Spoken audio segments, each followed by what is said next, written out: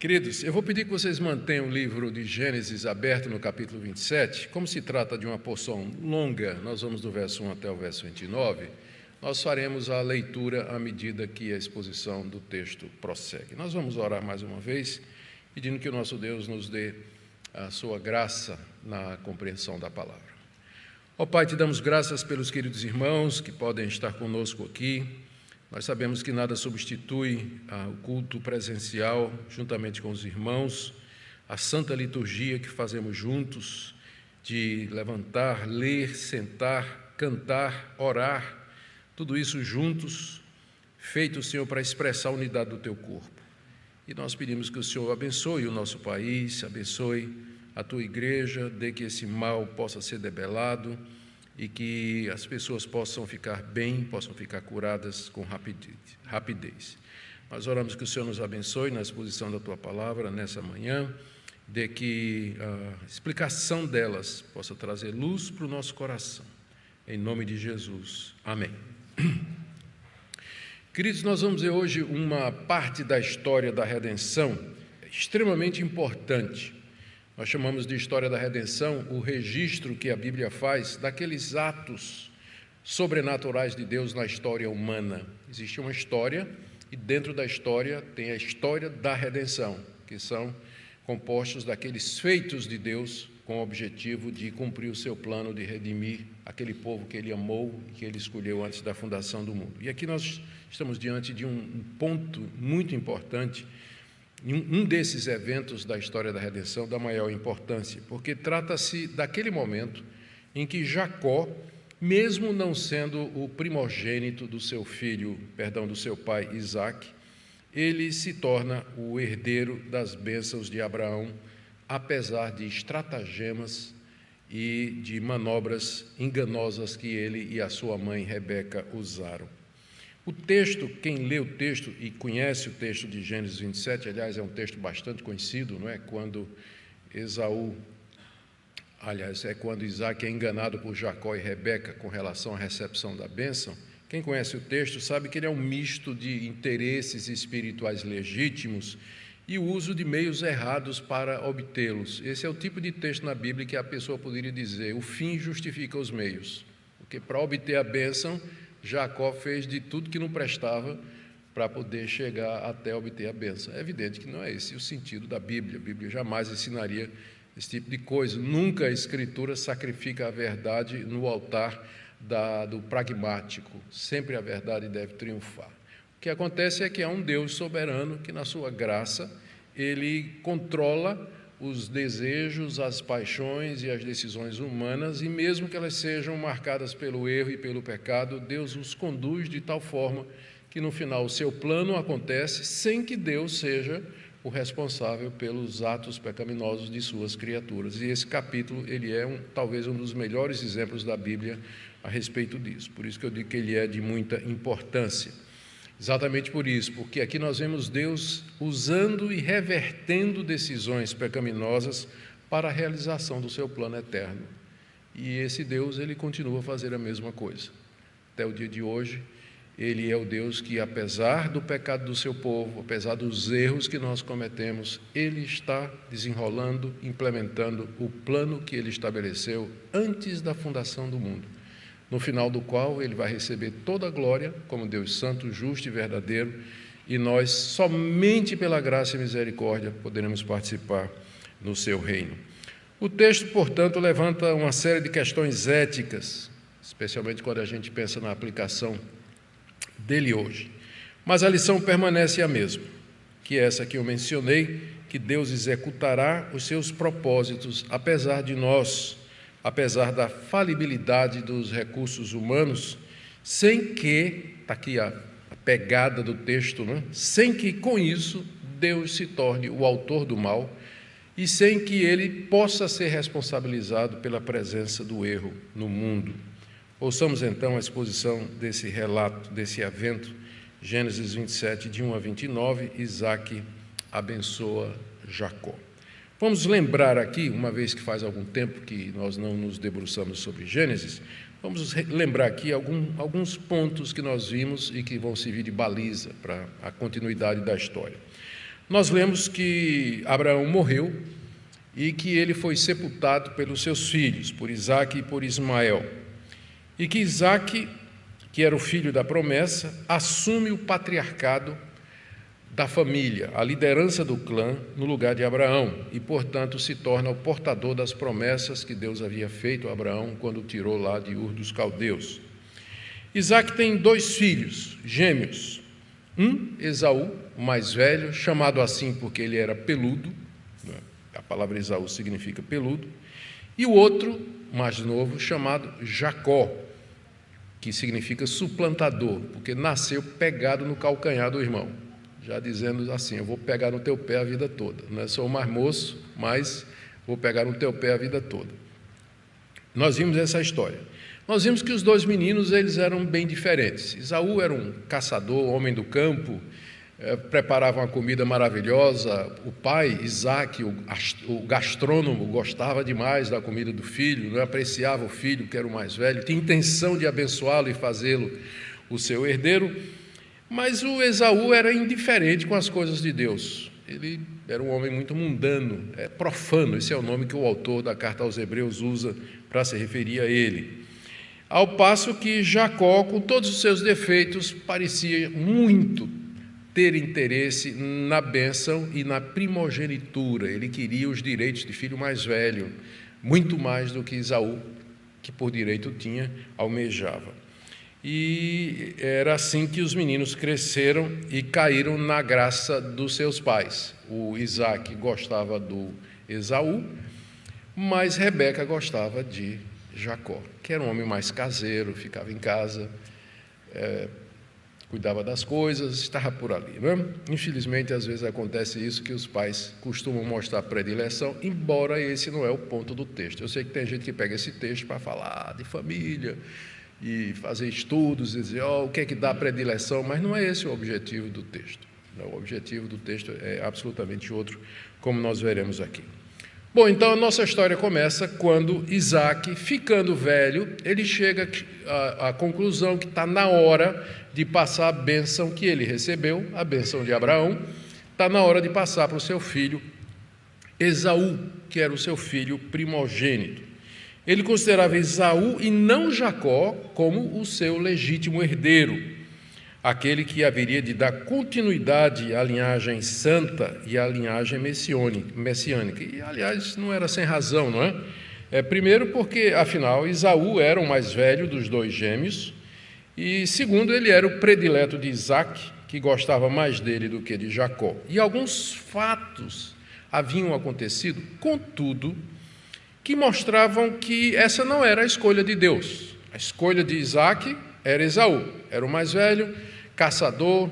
Isaque gostava de comer o que ele preparava, era o fortão dos 2, mas parece que não era essa a escolha de Deus. Aliás, até agora no livro de Gênesis a gente tem visto que Deus tem escolhas e Deus segue caminhos que são exatamente o oposto daquele que as pessoas pensam, para mostrar que quem está no controle é Deus. Nós podemos fazer planos, nós podemos pensar, mas no final é nosso Deus que haverá de realizar a sua vontade. Por exemplo, o que é que tinha acontecido que já dava sinal de que não seria Esaú o primogênito que haveria de herdar a bênção de Abraão?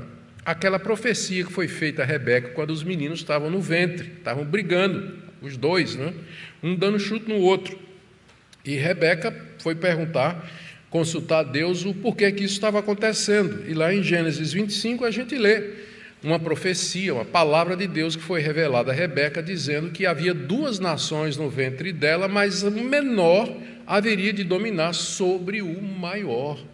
O menor haveria de dominar sobre o maior. Então já tinha uma profecia dizendo que o herdeiro seria não o mais velho, mas o mais moço. Mas aparentemente Isaque não ligou para isso.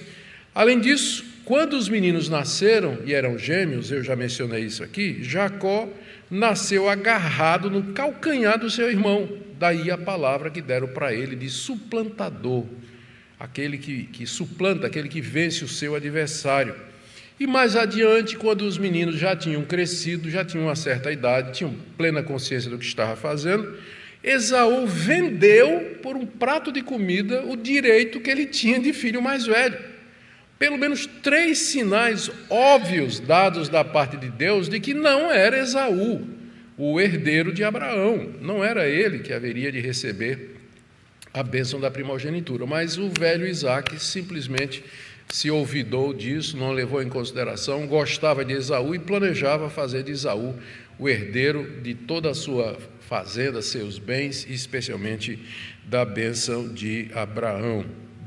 Deixaria para ele a liderança do clã, sem perceber o caminho de Deus, talvez pela idade avançada e talvez pela preferência pessoal pela comida que Esaú preparava. É impressionante como a questão da comida desenvolve um papel destacado aqui nesse capítulo, né? Destacado aqui. Bom, então, chegou o momento em que Isaque entendeu que estava na hora de passar para frente a bênção que ele tinha recebido, a bênção de Abraão. E ele resolve abençoar o seu mais velho, como lemos aí no verso 1. Quando Isaque envelheceu e os seus olhos se enfraqueceram a ponto de não mais poder ver, chamou Esaú, seu filho mais velho, e lhe disse: meu filho. Esaú respondeu: aqui estou.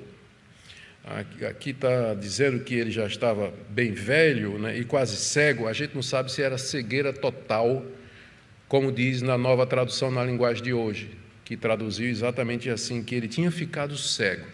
A gente não tem certeza se ele já não via mais nada, estava tudo escuro, ou ele distinguia o vulto, sem poder ver com clareza as feições, que parece que é o caso aqui, não é? Chegou o momento, então, provável era isso aí. Um dia ele chama Esaú à sua tenda: meu filho. E diz aí o verso 2 que ele está consciente de que sua morte está próxima. O pai lhe disse, Isaque disse para Esaú: meu filho, estou velho e não sei o dia da minha morte. Isso aqui a gente tem que entender em termos relativos, porque quando Isaque disse isso, ele tinha entre 100 e 130 anos e morreu com 180. Né? Então, eu estou velho e estou sentindo que a morte está próxima, faltava 50 anos. Não é? Bom, era o que estava acontecendo, mas talvez por conta da velhice que chega precoce a notar pela cegueira, não é? Ele tinha essa impressão de que o fim dele estava próximo, então ele tinha que aviar, como chefe de clã, tinha que aviar as providências para deixar descendência. Não é? Então chama o seu filho, chama na sua tenda e diz: olha, eu estou sentindo que eu estou perto de morrer, e eu preciso tomar aqui algumas providências. Ele sente que tem que fazer os preparativos para a sua morte e o mais importante era a transferência da bênção de Abraão. Então ele pede ao seu filho Esaú que lhe prepare uma refeição antes de transmitir a bênção e os direitos de primogenitura a bênção da primogenitura para ele, como está aí do verso 3 ao verso 4. Pegue agora as suas armas, a sua aljava e o seu arco, vá ao campo e apanhe para mim alguma caça. Faça uma comida saborosa, como eu aprecio, e traga aqui para mim, para que eu coma e abençoe você antes que eu morra. Né? Faltando 50 anos, eu quero comer antes que eu morra, para eu poder lhe abençoar. Muito bem, ele queria que Esaú fosse ao campo. Esaú era um exímio caçador, arqueiro, muito capaz, como seu tio Ismael, e queria que ele apanhasse lá no campo um veado, uma corça, uma cabra selvagem, enfim, aquela caça miúda que tinha no campo, e que Esaú estava tão familiarizado e sabia caçar muito bem, não é? E Isaque queria que ele usasse a receita favorita do pai. Olha aqui o detalhe: faça uma comida saborosa como eu aprecio. Isaque, o gastrônomo, ele tinha um gosto, tinha um tempero que ele gostava, e Esaú sabia fazer uma receita do jeito que o pai realmente apreciava. Provavelmente era uma carne guisada, não é? Uma carne bem temperada, e a tradução da Septuaginta, a tradução do hebraico para o grego, feita por Jerônimo no século IV, diz que Isaque amava aquele tipo de comida. Ele amava aquele tipo de comida, não é? Gostava de comer aquela comida gostosa, a carne guisada de animal que foi pego lá no campo. Bom, Isso aqui, a gente não deve, é claro, ser injusto com Isaac, pensar que ele era um glutão, uma pessoa que estava apenas preocupada com ter a barriga cheia de comida gostosa. É que as refeições, elas faziam parte dos cerimoniais dos eventos mais importantes de uma tribo, como, por exemplo, a transição de herança, né, de um patriarca para outro, ou então a celebração de uma aliança.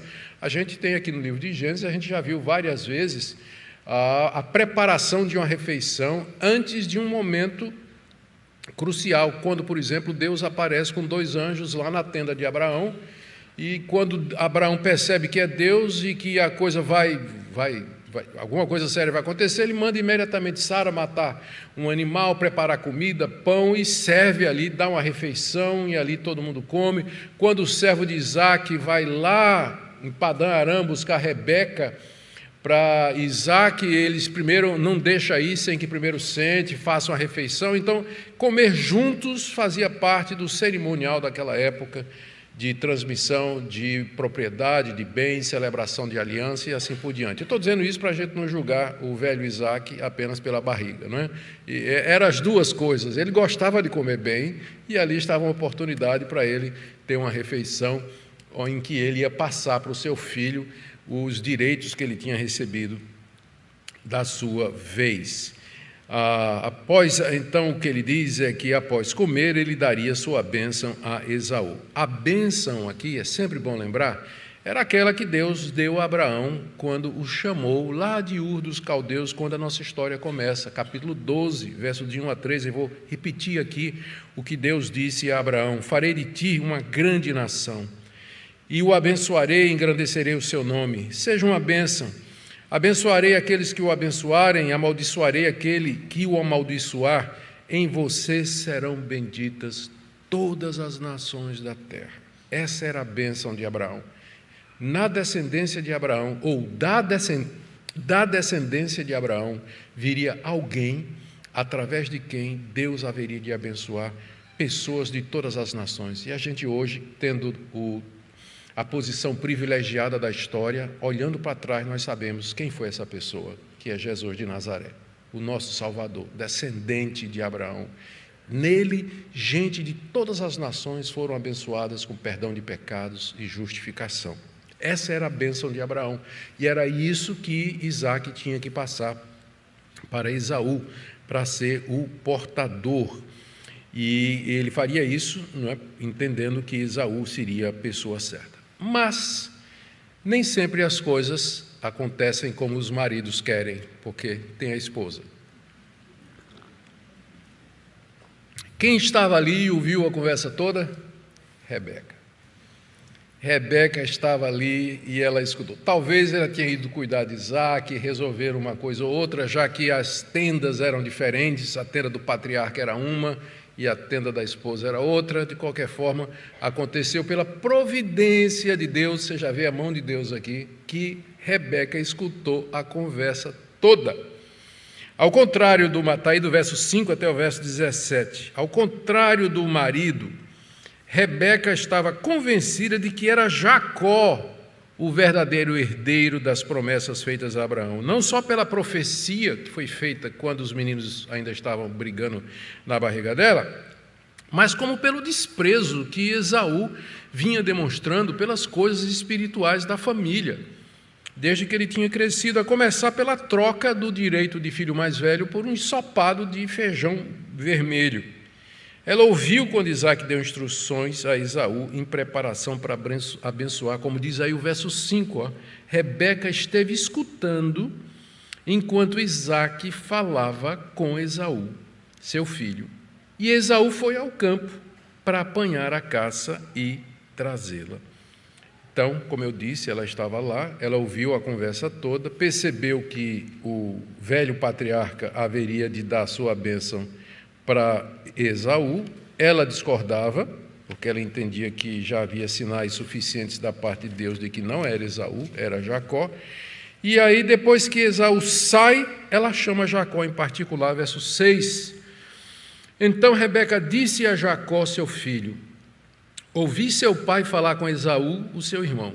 Ele disse: traga uma caça, faça uma comida saborosa para mim, para que eu coma e o abençoe na presença do Senhor antes que eu morra.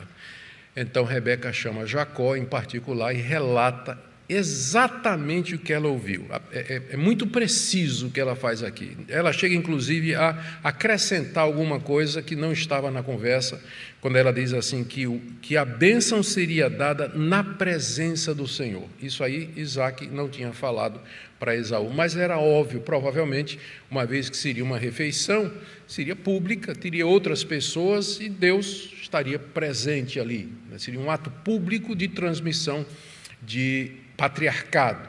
Então, a Rebeca já coloca esse ponto implícito aí. E ela, então, apresenta a Jacó um plano emergencial. Ela sentia a urgência do momento. Esaú já tinha saído para o campo para procurar caça, né? Então, a coisa tinha que ser resolvida rápido. E ela já tinha um plano emergencial para que Jacó fosse abençoado no lugar de Esaú, que ela diz aqui a partir do verso 8. Agora, meu filho, escute as minhas palavras e faça o que lhe ordeno. Vá ao rebanho, traga-me 2 bons cabritos. Deles farei uma saborosa comida para o seu pai como ele aprecia. Você a levará ao seu pai, para que ele a coma e o abençoe antes que ele morra. Aqui ela ordena ao rapaz, que não era mais rapaz, a essa altura Jacó tinha uns 40 anos de idade, então você pense na personalidade da mãe, não é? Ele manda um homem de 40 anos e diz: olha, você vai fazer o que eu estou dizendo, você vai pegar 2 cabritos, você vai trazer, eu vou preparar os 2 cabritos do jeito que seu pai gosta, e você vai levar a comida para ele como se fosse o seu irmão, e dessa forma você vai receber a bênção de Esaú, antes que o seu pai morra, é o que nós lemos aí até o verso 10. Jacó, ele levanta algumas dificuldades, ele tem alguns escrúpulos ainda, né? Ele diz: isso aqui não está correto, nós estamos enganando papai, né? Nós vamos aqui passar a perna no meu irmão mais velho e vamos enganar papai. Então, Jacó ainda tem algum escrúpulo, mas não é porque é uma questão do certo e de errado, parece que é mais porque ele tinha medo de ser apanhado, né? Porque ele vai dizer assim: olha, meu pai vai me amaldiçoar se ele descobrir que não sou o Esaú, não é? Mas para cada dificuldade que ele levanta, a mãe já tinha uma resposta. A mãe já estava preparada para a solução, né? Ele diz aqui no verso 11: mas Jacó disse a Rebeca, sua mãe: Esaú, meu irmão, é um homem peludo, e eu sou um homem de pele lisa. Se o meu pai me apalpar, passarei a ser visto por ele como zombador, e trarei sobre mim maldição e não bênção. Você vê que a preocupação dele é não ser amaldiçoado. Ele não está preocupado com a questão do certo e do errado, não é? Ele está achando que ele tem direito mesmo, né? Mas ele está com medo de que o plano dê para trás e, em vez de bênção, ele receba maldição. Mas aí Rebeca assume a responsabilidade por tudo que poderia acontecer. Verso 13, ela diz assim: caia sobre mim essa maldição, meu filho, faça somente o que eu digo, vá e traga os cabritos para mim. Rebeca assume essa responsabilidade, ela queria que Jacó confiasse nela, obedecesse, apanhasse os animais, porque ela estava absolutamente segura de que era Jacó. Ela estava segura de que era Jacó.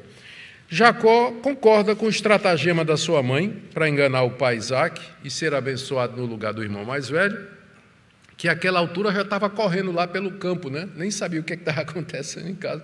Estava lá dando flechada para tudo quanto é lado, para ver se pegava alguma coisa, para trazer um animal para o pai, e o irmão e a mãe aqui tramando, né? Finalmente, então, verso 14, Jacó traz 2 cabritos do rebanho. Ele foi, estou lendo aqui verso 14, pegou os cabritos e os trouxe para sua mãe, que fez uma saborosa comida como o pai dele apreciava. Rebeca prepara os cabritos, como Isaac, o gastrônomo, amava, e aí ela já prevendo o que é que poderia acontecer, verso 14, verso 15, depois Rebeca pegou a melhor roupa de Esaú, seu filho mais velho, roupa que tinha consigo em casa, e vestiu Jacó, seu filho mais novo, com a pele dos cabritos, cobriu-lhe as mãos e a lisura do pescoço. Então entregou a Jacó, seu filho, a comida saborosa e o pão que havia preparado. A gente pensa que o vilão da história era Jacó, né?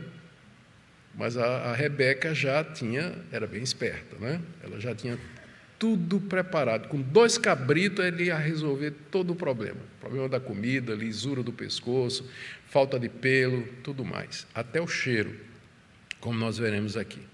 Diz aí o texto no verso 15, que ela vestiu Jacó com as roupas de Esaú. Ela provavelmente tinha na sua tenda as roupas de gala, de festa dos seus filhos, que eram guardadas com ervas e flores perfumadas. Era assim o costume daquela época, já que não tinha os recursos que nós temos hoje para conservar roupa, não é? E aí então ela, com a pele lisa, com a pele do cabrito, ela envolve o pescoço, os braços e as mãos de Jacó e entrega, além da comida, o pão que ela preparou para que o velho Isaque pudesse provar. Queridos, não tem dúvida nenhuma aqui de que Rebeca e Jacó estavam usando de mentira e de trapaça. Isso aqui ninguém está procurando esconder, não é? Mas o que é que nós podemos dizer aqui? A única coisa que a gente pode dizer em defesa de Rebeca, até mais do que em defesa de Jacó, é de que ela estava confiante de que Jacó era o escolhido de Deus, que era o escolhido de Deus antes mesmo de nascer, e que Deus haveria de dar a bênção a ele, a Jacó, apesar das medidas que estavam sendo usadas serem enganadoras e mentirosas. Rebeca estava segura que seu marido Isaque estava não somente cego fisicamente, mas espiritualmente também. Ele não tinha aceitado os sinais de Deus, de que Deus havia escolhido Jacó e não Esaú. Isaque ignorou completamente a profecia quando os gêmeos estavam no ventre de Rebeca, de que o menor dominaria sobre o maior. Não levou em conta, fez vista grossa para o fato de que Esaú vendeu os seus direitos de filho mais velho, então legalmente o herdeiro era Jacó, porque Esaú vendeu, por um prato de comida, é verdade, mas vendeu, foi uma transação legal. Uma transação que, inclusive, envolveu um juramento. Se vocês se lembram do episódio, Jacó disse a Esaú: jure que você vai me passar seus direitos. E, com fome, Esaú jurou. Pegou a comida e passou os direitos que ele tinha para o seu irmão. Tudo isso Isaque havia ignorado. Ele estava sendo levado pela predileção pessoal que ele tinha pelo filho mais velho e pelo gosto pela comida que seu filho preparava. E agora, Rebeca, vendo que o marido estava prestes a estragar tudo, como de vez em quando a esposa percebe, ela resolve tomar o assunto em suas mãos. Resolve dar um jeito, né, porque ela percebe ali a cegueira espiritual do patriarca. Rebeca tinha certeza de que Deus não haveria de amaldiçoá-la e nem a seu filho. Ela estava cheia de zelo, embora um zelo sem entendimento. Aqui está o caso de alguém que quer a coisa certa, mas vai obter pelos motivos errados. E é aqui que entra a grande misericórdia de Deus. Deus, na sua compaixão, Deus sabendo da pecaminosidade do nosso coração, sabendo que muitas vezes nós estamos confusos, tomamos decisões erradas, Ele não deixa de atingir os alvos que Ele tem por causa da pecaminosidade das escolhas das suas criaturas. Mas de uma forma que a gente não consegue entender, porque é muito profundo, é muito sábio, poderoso e misterioso. Deus age na tessitura da história de tal forma que, no final, o que Ele queria vai acontecer, apesar das decisões erradas das suas criaturas. É esse Deus que nós reverenciamos, tememos e não ousamos acusá-lo de injustiça ou de pecado. O máximo que nós podemos dizer é: Deus, eu não compreendo, eu não entendo, mas eu sei que o Senhor é justo, o Senhor é verdadeiro, o Senhor não aprova o mal, nunca, nunca o Senhor aprova o pecado. Entretanto, na tua sabedoria e misericórdia, de uma forma que nós não entendemos, o Senhor guia a história através das decisões das suas criaturas, para o fim que o Senhor determinou, quando do nada o Senhor criou todas as coisas. Era disso que Rebeca tinha certeza, quando ela então vai traçar esse plano, essa trapaça, né, juntamente com o seu filho. Muito bem, chegamos na terceira parte, então, do nosso texto, do verso 18 a 29, em que Jacó finalmente é abençoado, depois de tudo, né? O plano dá certo, ele é abençoado no lugar de Esaú. Está aí do verso 18 em diante. Jacó foi a seu pai e disse: meu pai. Ele respondeu: fale, quem é você, meu filho? Jacó respondeu a seu pai: sou Esaú, seu filho primogênito. Fiz o que o senhor mandou. Levante-se, por favor, sente-se, coma da minha caça, para que depois o Senhor me abençoe. Isaque perguntou a seu filho: como foi que você conseguiu achar a caça tão depressa, meu filho? Ele respondeu: porque o Senhor, seu Deus, a mandou ao meu encontro. Então Isaque disse a Jacó: chegue mais perto, para que eu o apalpe, meu filho, e veja se você é meu filho Esaú ou não. Jacó se aproximou de Isaque, seu pai, que o apalpou e disse: a voz é de Jacó, mas as mãos são de Esaú. E não reconheceu, porque as mãos realmente estavam peludas como as de seu irmão Esaú. E o abençoou. Então, é uma espécie de pré-bênção aqui, não é?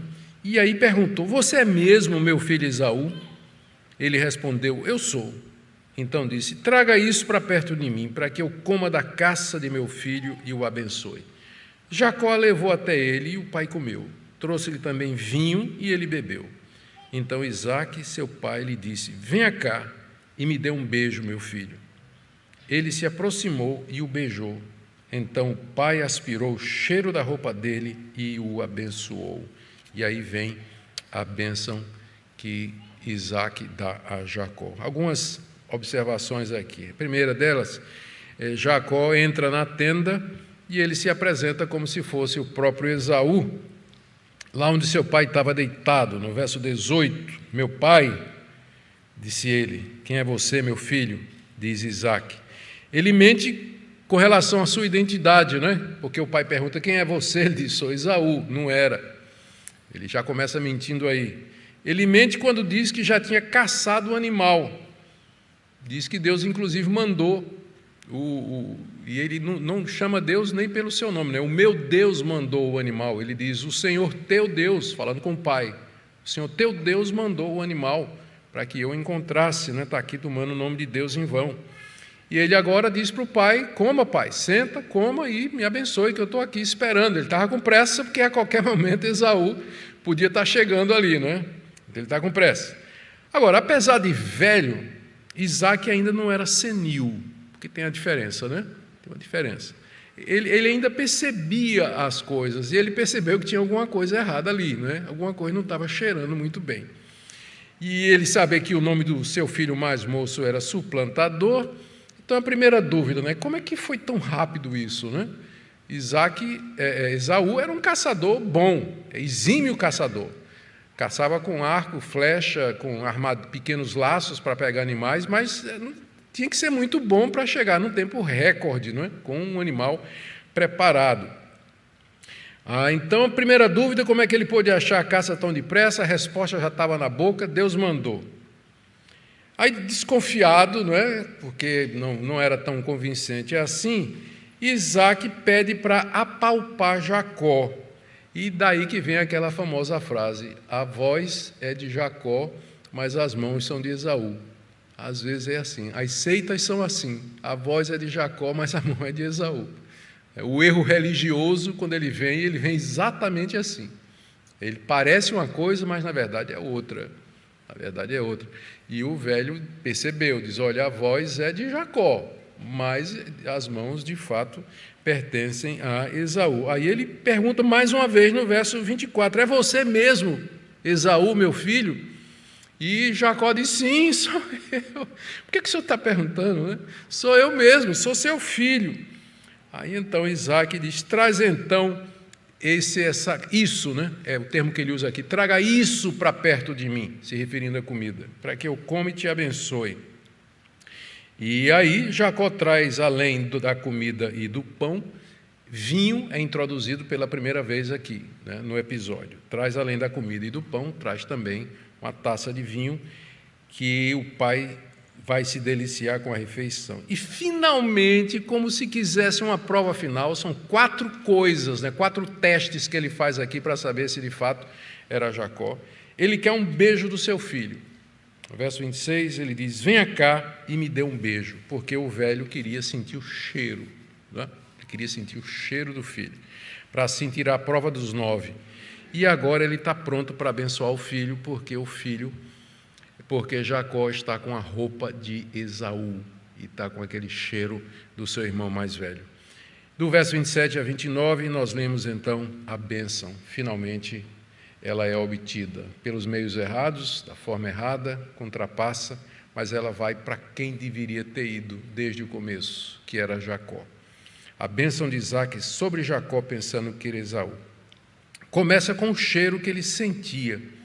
Quando ele puxa Jacó e o beija, ele sente o cheiro das roupas de Esaú. O cheiro que ele sentia era dos campos, onde Esaú passava a maior parte do tempo caçando, os campos de Canaã, as campinas daquela região, campinas que Deus havia abençoado, campinas que Deus havia prometido com juramento que daria a Abraão e a sua descendência. Verso 27, ele se aproximou e o beijou, o pai aspirou o cheiro da roupa dele, o abençoou e disse: olha a bênção. Aqui, a partir do verso 27, eis que o cheiro do meu filho é como o cheiro do campo que o Senhor abençoou. Está se referindo às campinas de Canaã, a terra da promessa que Deus tinha dito a Abraão: isso aqui vai ser seu, vai ser dos seus descendentes.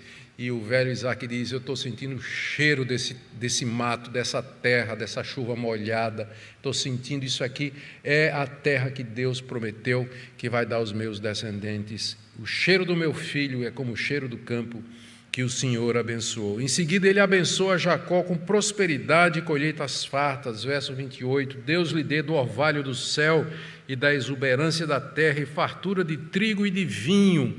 Orvalho do céu necessário para irrigar aquelas campinas, aquelas terras áridas de Canaã, e a riqueza de uma terra frutífera e exuberante, de onde mana leite e mel, fartura de trigo, vinho de sobra, que representava, isso aqui ele está mencionando aquilo que representava a economia básica daquela época, o agronegócio, né? Que Deus abençoe, que essa terra prospere e que ela seja frutífera, que você seja riquíssimo, que você tenha todas essas bênçãos. E finalmente Isaque, penúltimo aliás, Isaque o abençoa com domínio sobre nações e familiares. Verso 29, que povos sirvam você. Ele está pensando que é Esaú, não é? Mas na verdade era Jacó. Que povos sirvam você e nações o reverenciem, que você seja senhor de seus irmãos. Mas era isso que a profecia tinha dito já quando estava na barriga da mãe, não é isso? Já era isso, que os povos sirvam você, nações reverenciem, que você seja senhor de seus irmãos, e os filhos de sua mãe se curvem diante de você. E aí vem a bênção de Abraão: maldito seja quem o amaldiçoar, e bendito quem o abençoar. Eu vou estar com você. O meu Deus, diz Isaque, o Deus de Abraão, o meu Deus, ele vai estar com você. Quem abençoar você vai ser abençoado, e em você serão benditas todas as nações da terra. Mas quem se levantar contra você, Deus vai se levantar contra também.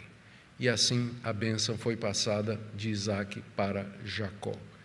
De quem de direito? Da forma errada, pelos meios errados, mas debaixo da supervisão de um Deus que é santo, sábio e verdadeiro. O autor de Hebreus, no capítulo 11, verso 20, comentando esse episódio, ele diz que Isaque, pela fé, abençoou Jacó a respeito de coisas que ainda estavam por vir. Ou seja, o autor da carta aos Hebreus considera a bênção como legítima, apesar de ter sido obtida daquela forma, mas ela foi para quem deveria ir. E Jacó se torna o herdeiro. Abraão, Isaque, Jacó. Não Abraão, Isaque, Esaú, mas Abraão, Isaque e Jacó.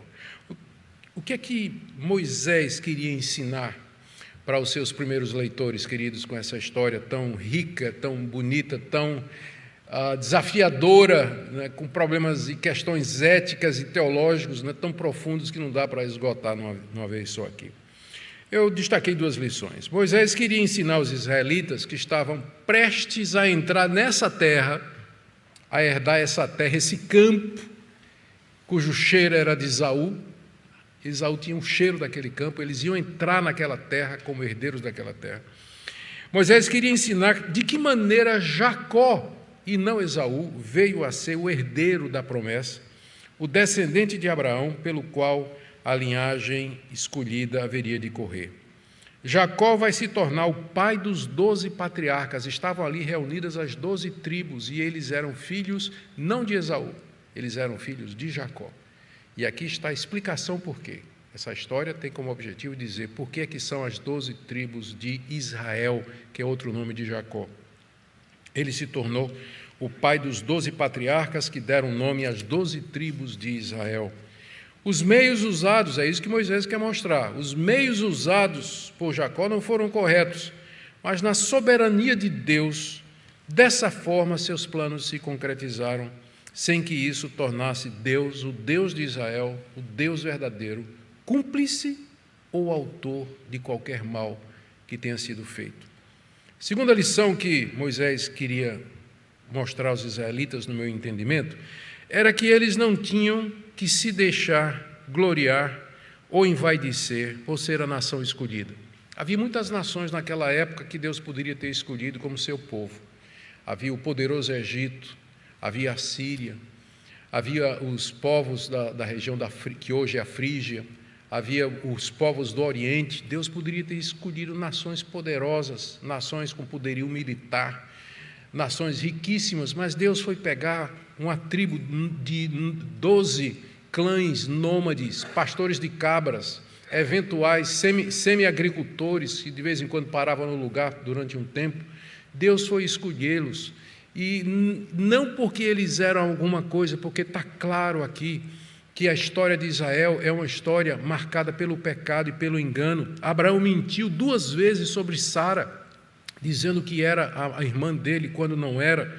Isaac mentiu sobre Rebeca da mesma maneira, quando se deixou levar pelo apetite, em vez da profecia sobre Jacó. Jacó mentiu e enganou seu pai para receber a bênção. Toda a história dos ascendentes de Israel é de trapaça, de mentira. Por que Deus foi escolher exatamente um povo duro, um povo enganador, um povo trapaceiro, afeito a esse tipo de coisa? Porque Ele não foi escolher uma nação com ideais mais nobres que poderia haver naquela época?